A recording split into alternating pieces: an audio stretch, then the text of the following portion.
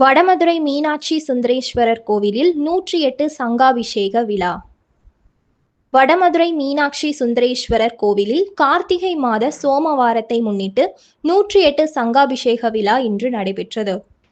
இதையொட்டி கோவில் வளாகத்தில் நந்தீஸ்வரர் முன்பு ஹோமகுண்டம் அமைக்கப்பட்டு கணபதி ஹோமம், தன்வந்திரி ஹோமம், லக்ஷ்மி ஹோமம், சுதர்சன ஹோமம், நவகிரக ஹோமம் உள்ளிட்ட ஹோமங்கள் நடந்தது.